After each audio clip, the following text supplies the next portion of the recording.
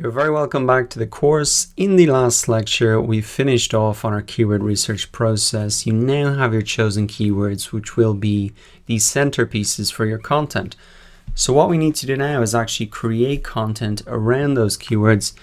And in this lecture, we're going to get started on that process and really move into the on-page SEO section of this checklist. This is the checklist that you will use every time you write a new blog post or create a new piece of content, because this covers on all of the things that you should have on your page to make sure that it's optimized and ready for the search engines. In this lecture, we're going to cover the first 3 points, and then the subsequent lectures, we're going to be working through them. So by the end of this next few lectures, by the end of this part of the checklist, you will have a perfectly optimized, SEO optimized piece of content. First thing we need to do then is actually come into our website builder and create a new post. So inside WordPress here, it's just posts, add new. It'll be very similar on any other website builder that you have. And this is where we're really going to implement every single one of these steps. Now I have my Yoast SEO plugin installed here as well. If you have a WordPress site, make sure you have this set up before we get started on this. I installed it a couple of lectures ago, but this will really help you out and remind you to complete all of these 11 steps every single time. If you don't have a WordPress site, don't worry, I've written all of the points here anyway. First thing we want to do is really pick one keyword per page, and the Yoast SEO plugin is a great reminder for this. It shows you focus keyword, so I'm going to pop that in right there, SEO checklist. And essentially what I'm going to do as an example here is rebuild this post I've already made. You're looking at a post here that has followed exactly these 11 steps, but I'm going to rebuild it from the start so you can understand the process and not just the end result. But this is an example that you can come back to again and again and have a look at. Now, after I've picked my focus keyword, what I need to really do is write the title tag. And the title tag is really what appears in these search results here. So we looked at this before. This is the title tag here. This is the title of your blog post, the title of your page. It's an extremely important indicator to Google what your whole blog post is about or page is about. And so you really want to spend a bit of time optimizing this. If you do nothing else from this list except this, well, you'd still be doing one of the most important things. So make sure you get this done at the very, very minimum. So the thing that you want to think about is every page of your website should have a unique title tag. You'll remember earlier in the course we optimized your homepage title tag. You want to do essentially the same process here for each blog post. And preferably you want to start with a relevant keyword. You want to start with your focus keyword. So I can edit my title tag here inside Yoast and get a preview of it. You can also just add it in up here as well, but I can do the work down here, and I'm going to start typing it in. So SEO checklist. It's best if you can start your post with really the keyword that you're going after. Now you don't have to do that exactly. You can see a lot of these search results haven't started with it exactly, but that's best practice to really start with your focus keyword. Now another thing that you can do to pick up some more searches is add in small modifiers like best, 2016, etc. And you can see that here that people have added these 2016, etc. in here because a lot of people do search for that. They search for checklist, templates, tools, 2016.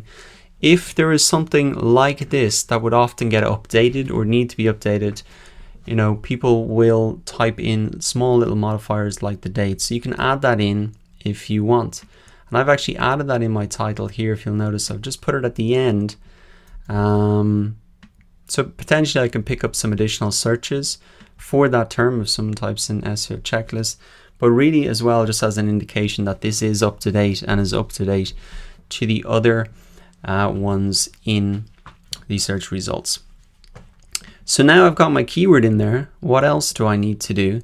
Well, I need to keep it at a certain length as well. You've got a limit to how long your title tag can be.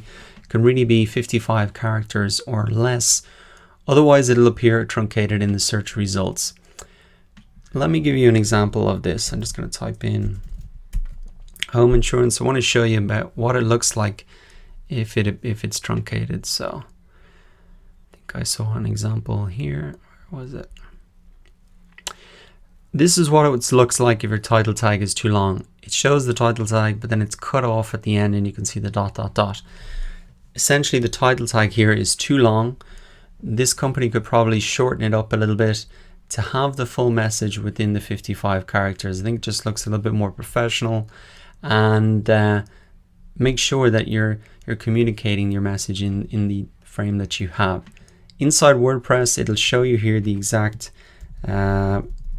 length that you have. For example, the green is like the good area, and if you start to put in more than that, it turns to red. So you really want to avoid that there.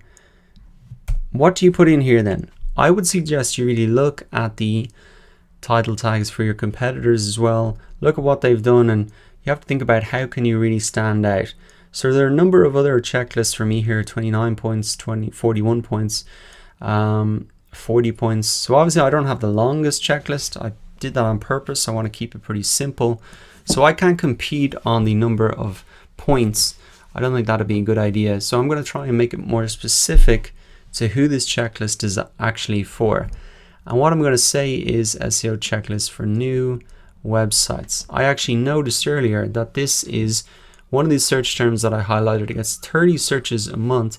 So I could potentially, after a while, start to rank for this term initially, and then after a much longer time, rank for the keyword SEO checklist. So I can pop that in because it's very relevant to my audience.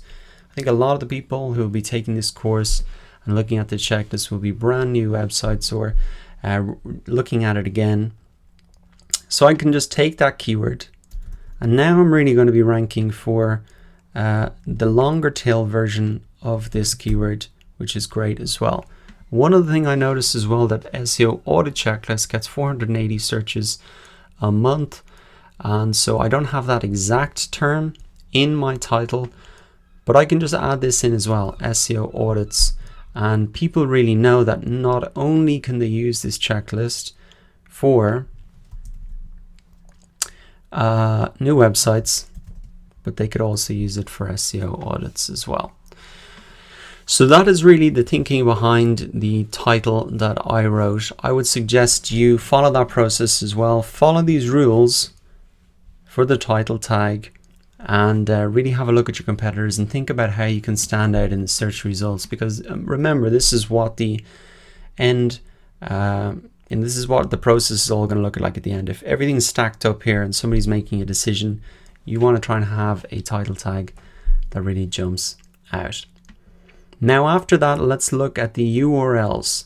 The URL is really the URL for the page, and you can see here mine is just / SEO checklist. So how did I actually set that up? Well, inside SEO Yoast here, you can actually just set this, and you can see how this is going to appear. Very easy to do here. I think what you really want to avoid are URLs that look something like this. Oh yeah, here we go. You know, /p equals 123. Now you want to make your URLs really human readable, and also if you're trying to make it easy for people to remember / SEO checklist, it's easy to know how to get to the page very, very quickly. So you want to keep these URLs as short as possible. By default, what will happen is your whole title will be put into your URL here, but you can just shorten it down to the main keyword, so you can make it easy for people to really get there and remember it. Now I know I have quite a long domain, but if you have a shorter domain and you just say / whatever it is, you can almost say that to people and they will know where to go. So what we have done is really cover off on the first 2 points there. I think the final thing to mention is separate your keywords in your URL with hyphens. You never want to have it like this with underscores, because Google will read that all as one word, whereas Google will read this as separate words. So that's just one final point on that. Make sure that's done there. All right, so we've already got through one of the major parts, really, getting your title and URL and having one focused keyword. I'm going to wrap this up now, and in the next lecture we're going to focus on meta descriptions. This is what really appears here in these search results, and getting it right can massively boost your click-through rates.